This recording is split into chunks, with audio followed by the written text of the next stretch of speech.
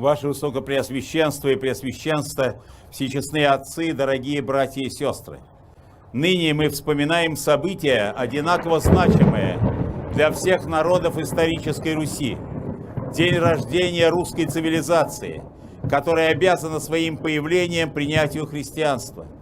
Почему и сегодня это так важно для каждого из нас? Ведь все мы, как правило, устремлены в будущее, и события прошедших веков воспринимаются подчас как что-то уже не актуальное, но забыть о прошлом значит лишиться будущего.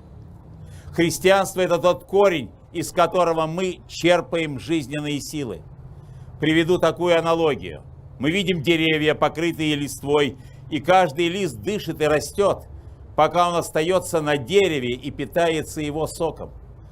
Опавшие же листья, которые утратили связь с древом, обречены на смерть. Так и человек, как народ в целом, оторванный от своего духовного и культурного наследия, в конце концов себя теряет.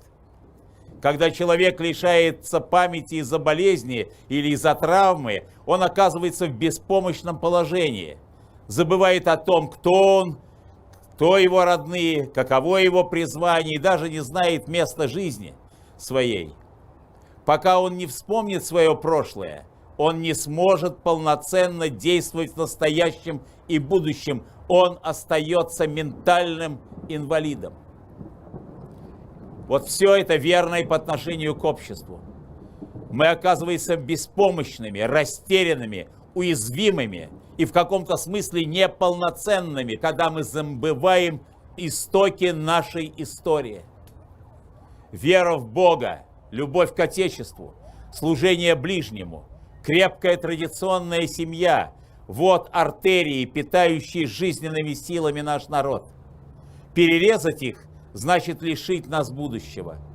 Это будущее измеряется вовсе не количеством продаваемых и покупаемых товаров, а нашей способности к созиданию, к жертвенному труду, к честности, верности по отношению друг к другу. Мы со скорбью видим, как, отказавшись от своих корней, некогда великие христианские народы впадают в безумие релятивизма, приводящие к духовной и нравственной деградации, к потере культурной идентичности. Истинная вера нужна в том числе и для того, чтобы сохранить обыкновенный здравый смысл, а в конечном итоге и самую жизнь.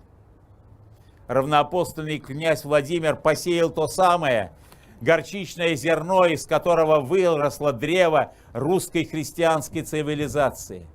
Древо, которое имеет много ветвей, много народов, питающихся от единого корня.